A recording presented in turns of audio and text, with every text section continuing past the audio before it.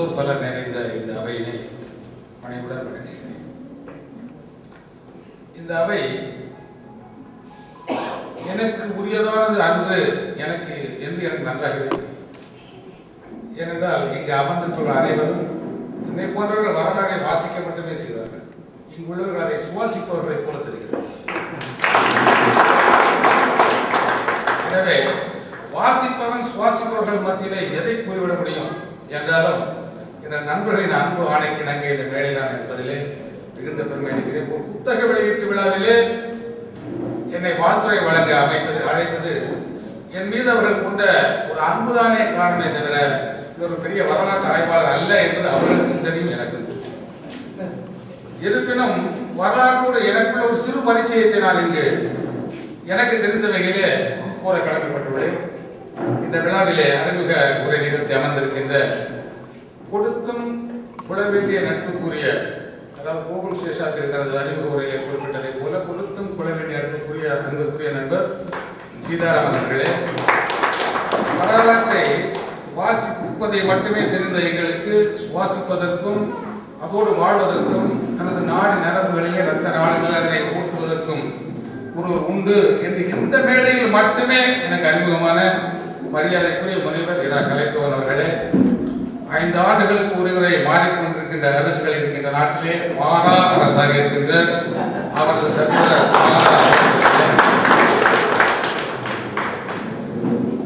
Aditya heritage villa அவருடைய தொழிலுக்கும் வரலாற்றுக்கும் எந்த தொடர்பும் இல்லை என்பதை நான் இந்த அரங்கத்திற்கு வெளியே உள்ளவரை அப்படித்தான் நினைத்துக் கொண்டிருக்கின்றேன். ஆனால் இங்கு வந்த பிறகுதான் தெரிகிறது அவர் வரலாறு டாக்டர் என்ற அமைப்போடு மிக நெருங்கிய தொடர்பு கொண்டு அவரும் வரலாற்று ஒரு அங்கமாக வாழ்ந்து கொண்டிருக்கிறார் இந்த தஞ்சை திணையிலே குடந்தையிலே. அதாவது குடந்தை என்பது எனக்கு தெரிந்த வகையில வரலாற்றினுடைய ஒரு சுவாசம், வாசம், வரலாற்றின் வாசம் எங்களுக்கெல்லாம் எப்படி நிகழ்ந்தது என்று சொன்னால், இப்ப அசோகர் மரங்களை நட்டார் சாலை உரங்களிலே, அப்படி 5வது வகுப்புல அது எங்களுக்கு ஆரம்பிக்கப்பட்ட ஒரு வரலாறு. அப்புறம் 10வது வகுப்பு முடித்த உடனே 12வது வகுப்புல வேலை வாய்ப்புக்குரிய கல்வி எது, படித்தால் உடனே எங்க வேலை எடுக்க அந்த மாதிரி படிப்பை தேர்ந்தெடுக்கிறது சொல்லி அந்த மாதிரி ஒரு ஃபர்ஸ்ட் குரூப் செகண்ட் குரூப் அந்த மாதிரி படிச்சு அதுக்கப்புறம் கல்லூரி கல்வி காலத்தில் எதை படித்தால் படித்து வெளியே வேலை இப்போ உள்ள மாதிரியே தான். இப்போ உள்ள மாதிரியான பல்வேறு வாய்ப்புகள் கிடையாது. இருந்தாலும் அந்த கல்வி என்பது அந்த வேலை வாய்ப்பு, வாழ்க்கை இவற்றை மையமாக கொண்டே நிகழ்ந்த அந்த அளவிலே தான் நாங்கள் இருக்கோம். ஆனால் இவர்கள் அந்த வாழ்க்கைக்குரிய கல்வி என்பது வேறு, தங்களது அனுபவத்திற்கு இனிய அனுபவத்திற்கு இதயத்துக்கு இடம் தரக்கூடிய கல்வி அனுபவம் என்பது வேறு என்பதை இரண்டாக பகுத்துக் கொண்டு கடிதம் எழுதுவதே கடினமாகிவிட்ட இந்த கணிதத்திலே கணினிக்குள்ளாக இருந்து கொண்டு ஒரு நாவலை எழுதினார் என்று சொன்னால் அவர் எந்த அளவிற்கு வரலாற்றோடு தன்னை ஐக்கியப்படுத்திக் கொண்டிருந்தார் என்பதை நாம் என்னுடைய வரலாற்று தாகம் அந்த 10வது வகுப்பில் ஹிஸ்டரியில 60 மார்க் வாங்கிக்கொண்டு நின்றுவிட்டோம். அதுக்கப்புறம் வரலாற்றுக்கும் எங்களுக்கும் ஸ்நான பிராப்தி கூட கிடையாது. அப்படிங்கிறத நாங்கள் வாழ்ந்து கொண்டிருந்தோம். அப்புறம் இந்த பொன்னியின் செல்வன் என்ற நாவலை தெரியாதவர்கள் தமிழர்களாகவே இருக்க முடியாது என்னுடைய முடிவு. அந்த அளவில் தமிழர்களுடைய அந்த பண்பாட்டு வாழ்க்கை என்பது அந்த பொன்னியின் செல்வன் நாவலில் மிகவும் இணைந்து செல்லக்கூடியது என்பதை நான் என்னுடைய கல்லூரியுடைய 1வது ஆண்டு காலத்திலே எங்களது ஊர் சிவகாசி பகுதியில் உள்ளது. மிகவும் வறட்சியான பகுதி. தமிழகத்திலே தண்ணி இல்லாத கடற்கரை மாற்றம் சொன்னாங்க. அது ஒரு மிகுந்த வறட்சியான பகுதியில் இருக்கிறப்போ அந்த நூலை நான் படிக்க ஆரம்பித்தேன். பொன்னியின் செல்வன் 4 பாகம், நம்மளால் ஒரே வாரத்தில் 4 வாரத்தை படித்து முடித்திருக்கேன். கல்லூரிக்கு போறது விடுதலை எங்களுடைய ஆசிரியர் எப்படின்னா 8 to 11 ஸ்டடி ஹவர்ஸ். சிவகாசியில் தமிழகத்தில் மிக ஸ்ட்ரிக்டான காலேஜ். அந்த கல்லூரியில் 8 to 11 ஸ்டடி ஹவர்ஸ். அந்த ஸ்டடியில பாட புத்தகங்களை மட்டும்தான் படிக்க வேண்டும். அதை கண்காணிப்பதற்கு அந்த பாடங்களை சுற்றி வந்து கொண்டிருப்பார்கள். அந்த காலத்துல ஒரு தடவை ஏதாவது கதை புத்தகத்தை படித்து நீங்கள் பிடிபட்டு விட்டால் உடனடியாக விடுதலை நீக்கி வீட்டுக்கு எடுத்துவார்கள். அவ்வளவு ஒரு கட்டுக்கோப்பான ஒரு கல்லூரியில் படித்தேன். அந்த கட்டுக்காவலை மீறி என்னை படிக்க தூண்டியது அந்த பொன்னியின் செல்வன் கல்கி நடை. அந்த நடைக்காகவே அவருடைய அந்த இயல்பான நகைச்சுவை, அந்த வர்ணனைகள், அந்த தஞ்சை தன்னுடைய வர்ணனைகள்லாம் பார்க்குறப்போ என்னை வீட்டுக்கு நம்ம பரவாயில்லப்பா இந்த புத்தகத்தை படிச்சவங்களுக்கு திருப்தியாக கிடைக்கிட்ட அப்படிங்காக அந்த ஸ்டடி ஹவர்ஸ்ல கூட அந்த புக்கை படித்து நான் ஒரு மிகப்பெரிய ஒரு மன இன்பத்தில் அனுபவித்தேன். அப்போ அவர் அந்த வர்ணிக்கக்கூடிய நீர்நிலைகள், ஆம்பல்கள், முல்லைகள், மலர்கள், அந்த மீன்கள் அந்த வயல்களில் துள்ளி விளையாடுவது, நண்டு, அந்த கொக்கு வந்து பிடிக்கிறது, இந்த மாதிரி வர்ணனைகள்லாம் வரப்போ எங்களுக்கு ஆச்சரியமா இருக்கும். அப்படிலாம் தமிழ் நிலவுக்கா? ஏன்னா அந்த காலத்துல மதுரையே தாண்டதே கிடையாது. என்னுடைய கல்லூரியில முதலாம் முடிக்கிறவரு மதுரையை தாண்டதே கிடையாது. என் நண்பர் திருநெல்வேலிக்கு இருக்கிறாரு. அவரை தாமரை யாருக்கு தண்ணி பிடிச்சு வளர்த்து அவருக்கு தெரியும். நாங்க திருநெல்வேலிக்கும் போனதில்லை, மதுரைக்கு தாண்டி தூரம் வந்ததில்லைங்கிறதால எங்களுக்கு அந்த மாதிரியான ஒரு புவிப்பரப்பு இருக்கிறதா என்பதே ஒரு சந்தேகமாக இருக்குது. அதற்கப்புறம் ஒரு வாய்ப்புல அண்ணாமலை பல்கலைக்கழகத்தில் பிஎஸ்சி விவசாயம் என்ற பட்டப்படிப்பிலே சேர்ந்து படிக்கக்கூடிய ஒரு வாய்ப்பு கிடையாது. அப்பொழுது இந்த பக்கம் வந்து இந்த புதுக்கோட்டையை தாண்டி தஞ்சை நுழைந்து கும்பகோணம், சிதம்பரம் தாண்டி அந்த சிதம்பரம் அண்ணாமலை பல்கலைக்கழகத்துக்கு போறப்பதான் தண்ணீர் இவ்வளவு தொகுப்பாக ஒரு நீரோடை போல் ஓட முடியுமா, அதை பார்த்து இப்படியே இருக்குமா என்ற ஆச்சரியமா எனக்கு அந்த 18 வயசுல எனக்கு ஏற்படுது. ஏன்னா அந்த மாதிரி நீர் தொகுப்புல நாங்கள் பார்த்ததே இல்லை. நாங்கள் பார்த்ததுலாமே ஆனாங்க அது எட்டி பார்த்தா கீழே ஒரு 100 அடி கீழே லேசா தண்ணி நிற்கக்கூடிய ஒரு கிணறு, வருடத்துல 2 மாதங்கள் மட்டுமே நிர்ணயிக்கக்கூடிய சிறு குளம் குட்டை, இந்த மாதிரி நீர்கள் நாங்கள் பார்த்தோம். இப்போ இங்கெல்லாம் வந்து பார்க்கறப்போ அந்த பொன்னியின் செல்வனுடைய அந்த கதை, அந்த நிகழ்ந்த களத்தோடு நான் அந்த பிரயாணம் செய்த நிலப்பரப்பை ஒப்பிட்டு பார்த்து இந்த ஒரு குடந்தை தஞ்சை பகுதியின் மீது எனக்கு ஒரு காதலே வந்துவிட்டது. பிறகு பார்த்தேன் அந்த பொன்னியின் செல்வனுடைய நாவலுக்கு ஒரு முறை அல்ல, கிட்டத்தட்ட ஒரு 15 முறை நான் இதை பயிர்ந்திருக்கேன். எந்தெந்த புத்தக கண்காட்சிகள்லாம் நான் போறேனோ அங்க எல்லாம் போய் அந்த நாவல் பகுதியை வாங்கிட்டு இங்க இருக்கிற கேட்பாங்க, அந்த நாவல்கள் தான் இதுல இருக்குது, அதே வாங்கிட்டு சொன்னாங்க. ஏதாவது எழுத்துக்கள் வேறுபாடு கூட எனக்கு மிகுந்த ஒரு மகிழ்ச்சியை கொடுக்கும். அந்த பிரிண்டிங் உள்ள வித்தியாசம் கூட படிக்கிறது ஒரு இனிய அனுபவத்தை கொடுக்குமோ. இப்போ இந்த ராஜகேசி நூலை கூட நான் வந்து கூகுள் சேர்ந்த இடத்துல சொன்னேன். அதாவது ஒரு நாவல் அப்படிங்கிறது அந்த ஒரு வரலாற்று புதினம், அது வந்து ஒரு சிறிய வரலாற்று உண்மையை வைத்துக் கொண்டு அந்த நல்ல கற்பனை கலந்து அந்த காலத்தில் இப்படிலாம் இருந்திருக்கும் அந்த அந்த கற்பனை கலந்து அந்த எழுதக்கூடியது அந்த பிரிண்டிங்ல வரதும் நன்றாக இருந்தால் தான் படிக்கிற மனதில் ஒரு மகிழ்ச்சியான ஒரு உணர்வை ஏற்படும். அந்த வகையில் அந்த லேஅவுட், அந்த பிரிண்டிங் என்று சொல்லக்கூடிய அந்த புத்தகம் வந்து மிக சிறப்பாக வந்திருக்கு ராஜகேசியில். அந்த ராஜகேசியை பற்றி எனக்கு என்னோட அனுபவத்தை நான் ஒரு 2 நேரம் கழிச்சு நான் 2 நிமிஷம் கூட பகிர்ந்து கொள்ள ஆசைப்படுகிறேன். அந்த பொன்னியின் செல்வனில் பார்த்ததுக்கு அப்புறம் தான் திருப்புரம்பியம், அந்த பழைய ஆலை, அந்த உடையார்குடி என்று சொல்லக்கூடிய அந்த ராஜராஜன் சமாதி இருப்பதாக சொல்லக்கூடிய அந்த ஊர், அதெல்லாம் நம்ம பார்த்தேன். அப்புறம் பட்டீஸ்வரம், அந்த குடந்தை என்று சொன்னாலே இந்த குடந்தை கோவிலில் வந்து அந்த வீட்டில் அந்த கிளியை பூனை குடிக்க போன அந்த சம்பவம் ஒரு சித்திரம் போல் இன்னும் இந்த மனதில் நிழல் என்று சொன்னால் அந்த 18 வயசுல படிச்சு 48 வயசு ஆகுது, 30 வருடம் கழித்தும் அந்த இனிமையான அந்த வாசக அனுபவம் என் மனசில் சொன்னா அந்த வெற்றியை அந்த 2 பேருக்கு அது உரித்தாக்கலாம். ஒன்று பன்முக ஆளுமை கொண்ட ஒரு கதாபாத்திரமாக சித்தரிக்கப்பட்டார். உண்மையா ராஜராஜன் இருந்தாரா அப்படின்னு எனக்கு தெரியாது, எனக்கு இருந்திருக்கணும், உண்மையா இருந்திருக்கணும் நான் நம்புறேன். ஏன்னா அவர்களை போல வரலாற்றை படிக்கிறப்போ வரலாற்றில் வந்து எது ஆதாரம் உள்ளது, எது வந்து ஃபிக்ஷன், எது ஃபேக்ட் அப்படின்னு பகுத்து ஆராயக்கூடியது அவர்களை போல ஆராய்ச்சியாளர்கள் மட்டும்தான் முடியும். ஒரு பாலை குடிக்கிறப்போ ஒரு டயட்டிஷியன் என்ன சொல்றாங்க, அந்த பால் இத்தனை % புரோட்டீன் இருக்கு, இவ்வளவு ஃபேட் இருக்கு அப்படின்னு சொல்லி பார்த்து குடிப்பாங்க. ஆனால் அந்த குழந்தைக்கு ஒண்ணுமே தெரியாது, டேஸ்ட் இருக்கு, அதனால குடிச்சு போயிட்டு இருக்கு. அந்த மாதிரி நாங்களாம் குழந்தை மாதிரி அந்த வரலாற்றை படிக்கிறப்போ அது உண்மை என்று நம்பிதான் படிக்கிறோம். இதெல்லாம் ஃபேக்ட், இதெல்லாம் ஃபிக்ஷன் படிக்க ஆரம்பிச்சு சொன்னா அந்த பாடியை போஸ்ட்மார்ட்டம் பண்ண டாக்டர் ஆகுமோ எனக்கு பயம் உண்டு. அது இருக்கிற அழகிலே அப்படியே அனுபவிப்போமே, அதில் உண்மை எது, அதில் கற்பனை எது, அது எதை ஏற்றி கூறியிருக்கிறார் என்று நம்ம தமிழ் பேராசிரியர் தான் சொல்லலாம். ஒரு தற்குறிப்பு இருக்கலாம், உருவாகும் உவமை என்று சொல்லி அது அவர்கள் அந்த மாதிரி பார்க்கறது. என்ன மாதிரி குழந்தைகள் நாங்கள் வந்து அப்படியே சாப்பிட்றேன்னு சொன்னால் அப்படியே சாப்பிட்டுருக்காரு. அந்த ஒரு மிகப்பெரிய ஒரு இனிமையான அனுபவத்தை கொடுத்த ஒரு நாவல். அப்போ அதன் மூலமாக எங்களுக்கு வந்து அந்த வரலாற்றை வந்து கொஞ்சம் படிக்கணும், அந்த மாதிரியான நாவல்களை வந்து படிக்கணும் மாதிரி ஒரு ஆர்வம் எழுந்தது. அந்த பொன்னியின் செல்வன் எழுதிய மற்ற அனைத்து நாவல்களையும் வாங்கி படித்தோம். அப்புறம் அவங்க ஐயா சொன்ன மாதிரி அருள் ராமநாதன் வீரபாண்டியன் மனைவியும் வந்து பார்க்கக்கூடியது ஒரு வாய்ப்பு எனக்கு கிடைச்சிது. அப்புறம் தீபம் பார்த்த சாரனுடைய நாவல்களை வாங்கி படித்தோம். அப்புறம் சாண்டிலியுடைய நாவல்களை வாங்கி படித்தோம். ஒவ்வொருவருக்கும் ஒரு நடை கைவரப்பட்டிருக்கிறது. ஒருவர் வந்து ஒரு மெல்லிய கவியினுடைய நடை எடுத்துக்கொண்டு சொன்னால் அது வந்து மெல்லிய நகைச்சுவை வந்து எழுதணும். அது வந்து அந்த அன்பொழியுடைய கேரக்டர் வந்து அவரையும் ஒரு சில இடங்கள் அப்பாவி குழந்தை மாதிரி காட்டுறாங்க. அந்த பொன்னியின் செல்வன் அந்த புதினம் முழுக்கவே அவரை வந்து ஒரு ஹீரோவாக காட்ட முயற்சியே செய்திருக்க மாட்டாங்க. அவர் வந்து ஒரு ஒரு சின்ன குழந்தை மாதிரியே அந்த போயிட்டு அந்த மாதிரியான ஒரு நடை வந்து நமக்கு சொல்லுது. சாண்டியில் எடுத்துன்னு சொன்னால் அவருடைய வர்ணனைகள், அவருடைய நாவல்களை புதினங்களை வாழ்த்து படித்திருக்கிறது தெரியும். தெரியும். அவர் என்னென்ன மாதிரியான வர்ணனைகளை கொடுப்பாரு, அது மனதில் என்னென்ன மாதிரி உணர்வுகளை உண்டாக்கும் என்பது அதனை வந்து ஆழ்ந்து படித்த அந்த வாசகர்கள் புரியும்.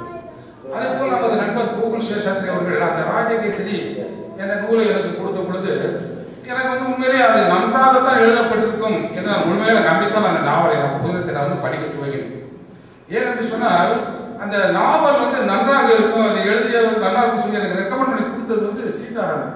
அவர் தவறான விஷயங்களுக்கு சிபாரிசு பண்ணவே மாட்டார். அதாவது இந்த காலத்துல வந்து நட்புகள் வந்து 2 வகைப்படுதுங்க. தேராது தெளிந்து, அடுத்து தெளிந்தவின் ஐயுற்று மாறாத இடுமை பெறக்கூடிய நட்புகள் தான் இன்னைக்கு வந்து ரொம்ப அதிகமா இருக்கு. ஆய்ந்தாய்ந்து கொள்ளாதான் கேள்வி கடைமுறை தான் சார்ந்து வலுவு சொல்றாரு. அதற்கு எதிர்மாறாக ஆய்ந்தாய்ந்து கொள்வதற்கு அற்புதமான நட்பு வந்து சீதாராமன் அவர்கள் அவர் அறிமுகப்படுத்திய கோகுல் சேஷாத்ரி. அதனால இவர் கொடுத்திருக்கிறாரு, நல்லா தான் இருக்கும். தாய் தனது குழந்தைக்கு வந்து தவறான பொருளை கொடுக்க மாட்டார் இல்லையா, இந்த மாதிரி அவரும் நண்பருக்கு வந்து ஒரு தவறான, அதாவது ஒரு போர் அடிக்கிற ஒரு கெட்ட போடுற கத்து போடுற நாவலை அறிமுகப்படுத்த மாட்டாங்க. படிக்க ஆரம்பிச்சேன். எனக்கு எதிர்பார்ப்புக்கு 100% ஞானம் செய்கிற மாதிரி கோகுல் சேஷாத்ரி ரொம்ப அற்புதமா எழுதுது. அது எனக்கு இன்னும் பிடிச்ச அம்சம் என்ன, ஏன் ராஜகேசரி வந்து எனக்கு ரொம்ப பிடிச்சது மறைமுகமான ஒரு காரணம் கூட இருக்கலாம்.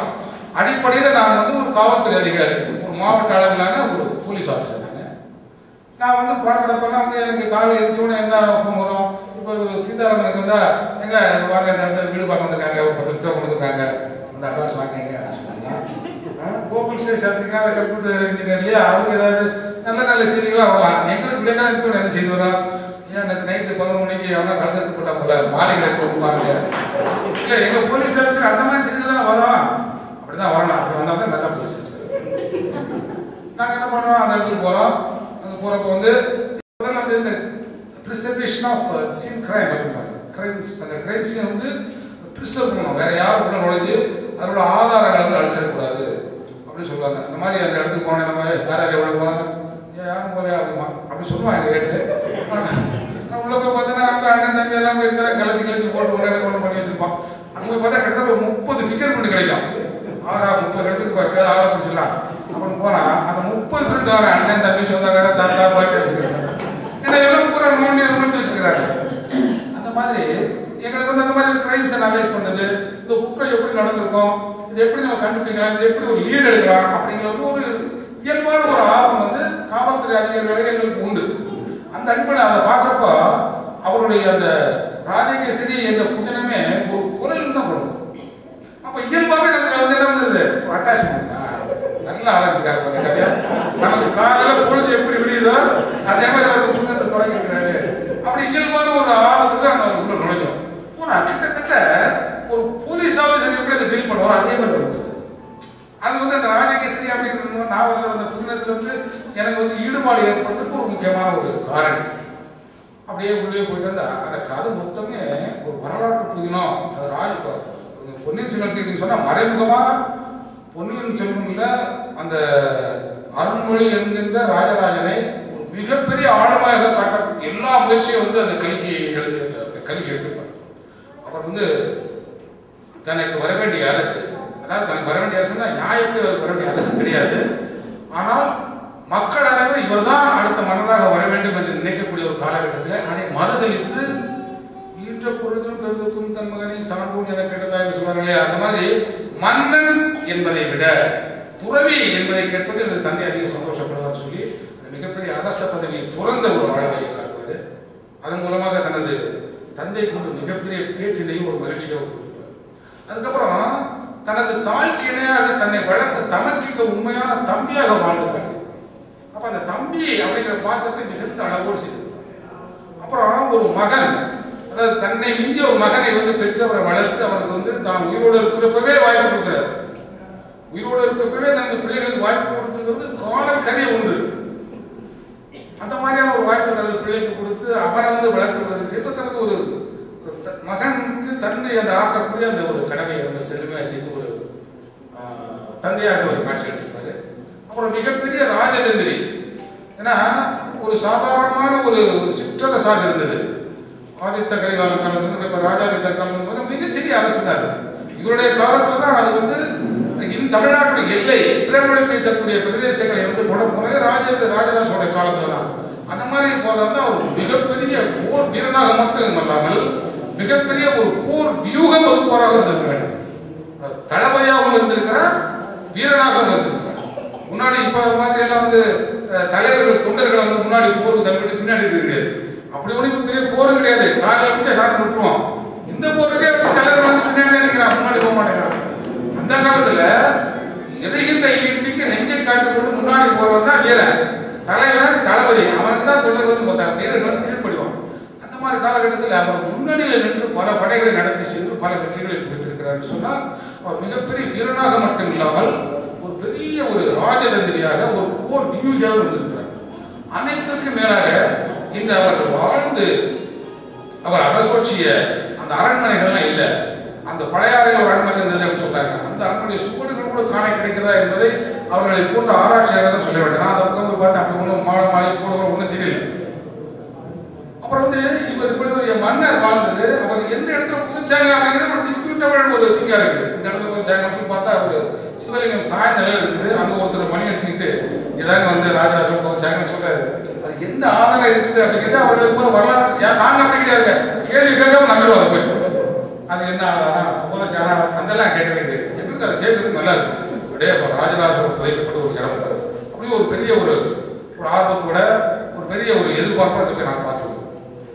இவர் வாழ்ந்த அரண்மனையும் காணும். அவரை வந்து புதைச்சி இடம் அப்படிங்கிறது என்னென்ன தெரியாத ஒரு இடம் இருக்கிறப்போ ஒரு இடம் மட்டும் நேற்று தான் கேட்டு இன்னைக்கு ஓப்பன் பண்ண மாட்டேங்குது. அது என்ன அப்படின்னா ராஜராஜேஸ்வரன் சொல்லக்கூடிய தஞ்சை பிரகதீஸ்வரர் கோவில். நான் வந்து இந்த தஞ்சை தனியாக நான் தாண்டதே 12 வயசுக்கு அப்புறம் இந்த ஏரியா போய் வரேன் சொன்னேன் இல்லையா. அது வந்ததுக்கு அப்புறம் கூட 3-4 வருஷம் கோயில் பக்கம் போய் பார்க்கக்கூடிய ஒரு வாய்ப்பு எனக்கு கிடைக்கல.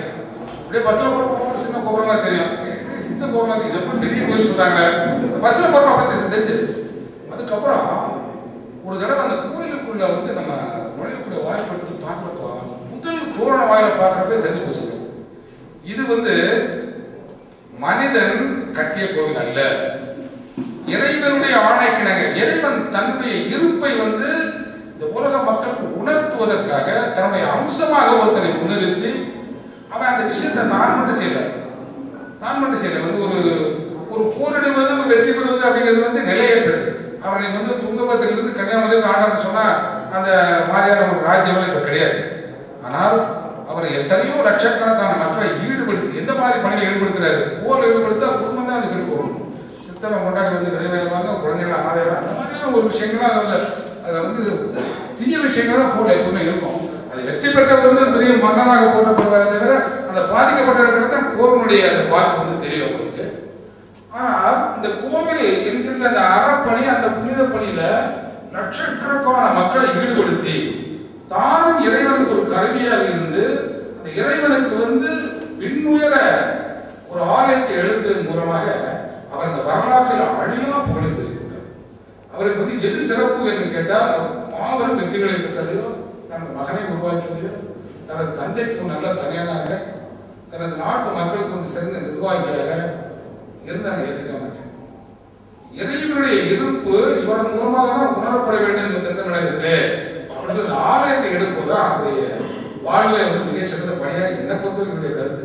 அந்த மாதிரி கோவில் சேஷத்தில் ராஜகேசரி அப்படின்னால அவரை கொல்வதற்காக ஒரு பிளாட் உருவாகும். அந்த கதை மொத்தமே அவர் குறிப்பிட்ட 41 அத்தியாயத்திலுமே அவரை கொல்வதற்கு ஒரு கற்களாக எடுத்து வருவாங்க. அவர் வந்து அந்த பின்னிக்கிட்டே ஒரு வலைய கடைசியில் பார்த்தீங்கன்னா அந்த சூத்திரம் என்று சொல்லக்கூடிய அந்த ஒரு நூலை பிடிச்சி இழுத்தோடனே மொத்த சீக்கிரம் வழியில் விலகி அந்த பிளாட் வந்து தெளிவாக வருது. ஒரு வரலாற்று ஆசிரியராக மட்டுமல்ல, ஒரு தமிழ் ஆர்வலராக மட்டுமல்ல, ஒரு மிகச்சிறந்த துப்புரி நூல்களுடைய கதை போல இருந்தது. வந்து சேலர் கோட்டை வந்து கொடுத்தாரு. எனது வந்து நான் கூட 2 வாரம் படிச்சுட்டு அதை பற்றி 4 வாரம் சொன்னேன். நமக்கு தெரிஞ்சது சொல்லலாம். பெரிய பெரிய அறிஞர்களாக இருந்தாங்க, நம்மளும் நம்மளுடைய அறியாமையை வெளிப்படுத்தலாம் அப்படின்னு நினைச்சேன். அதை படிக்கக்கூடிய வாய்ப்பு வந்து எனக்கு இல்லை. இப்போ இந்த இடத்துல நான் நிற்கிறதுக்கு ஒரு சின்ன உதாரணம் சொல்லுவேன். எனக்கு என்ன மனசில் தோணுது அப்படின்னா, இவர்கள் மத்தியில் நான் ஒன்று பேசுறப்போ எனக்கு ஒரு சுச்சுவேஷன் வந்து ஞாபகம் வருது. மகாபாரதத்துல பாண்டவர்கள் வந்து கௌரவர்கள் அந்த சூதனை தோர்த்து 12 வருடம் வந்து வனவாசம், 13வது வருடம் அஞ்ஞாதவாசம் அனுபவிக்கிறோம்னு சொல்லி ஒரு தண்டனை பெற்று வந்துடுறாங்க. அந்த 13வது வருடம் அஞ்ஞாதவாசத்துல அவங்க எந்த நாட்டில் இருக்காங்கன்னு சொல்லி துரியோதனாதிகளுக்கு தெரிஞ்சு இவன் எப்படியாவது அந்த வருஷம் முடிவுக்குள்ள வெளியே கொடுக்கணும் அப்போ திரும்ப அவன் 12 வருஷம் காட்டுக்கு போவான் அப்படின்னு சொல்லிட்டு அவன் இருக்கக்கூடிய நாடு வந்து படையெடுத்து வந்தான். அதுக்கு ஐடியா கொடுறாங்க, படையெடுத்து போனால் அவர்கள் பெரிய வீரர்கள் தன்னை மறைத்துக் கொண்டு ஒளிந்து வாழ மாட்டான், தன்னை வெளிப்படுத்திக் கொள்வார்கள். வெளிப்படுத்தி கொண்டு சொன்னா நம்ம வந்து அவங்களை திரும்ப 12 வருஷம் காட்டு ஐடியா வச்சுட்டு அந்த படையெடுத்து வர்றப்போ அவருக்கு வந்து ஒரு அந்த அப்பா அந்த நாட்டுடைய மன்னர் அவர் வந்து வேற ஏதோ விஷயமா வெளியே போறாரு. அப்போ ஒரு இளவரசன் இருக்கிறான், எந்த பயிற்சி மற்ற ஒரு இளவரசன் இருக்கிறான். அவன் வந்து பெண்களால் வளர்க்கப்பட்டான். ஆனா பெண்கள் வந்து அவன் பெரிய பெரிய நண்பர்கள் சொல்றாங்க விவரமான சொல்லி அந்த மாதிரி அவங்க வந்து பெரிய சொல்லி வளர்த்து நான் வீரன் நினைச்சிட்டு இருக்கிறான். பட் இல்லையே அவர் வீரர் கிடையாது. அப்போ இவர் ஏற்க மாதிரி அந்த அந்த தாய்மார்கள் அந்த தாதியர்கள் ஏற்றுக்கிட்ட அந்த ஜோர்ல நான் போய் அவர்களை வந்து தோற்கடித்து திரும்புவேன் அப்படின்னு வந்து அந்த மிருகங்கள் என்று சொல்லக்கூடிய அர்ஜுனன் சாரதியாக உட்காந்துக்கிட்டு அந்த செயலில் ஓடு பொருட்படுத்துகிறார். போய் நிறுத்தினா அந்த பக்கம் பார்த்தா வருகிறது வருமா அஸ்வத்தாமா மாதிரிகள் கரணம் போன மாதிரிகளை பார்த்தோன்னே கைகால வேலைகளுக்கு போய் இருக்கிறாங்க இல்லையா, அந்த மாதிரி நின்றுட்டு அந்த சூழலை ஞாபகத்துக்கு. இருப்பினும் எனக்கு தெரிந்த எனக்கு இந்த வரலாற்றோடு அந்த ஏற்பட்ட ஒரு சிறு அனுபவத்தை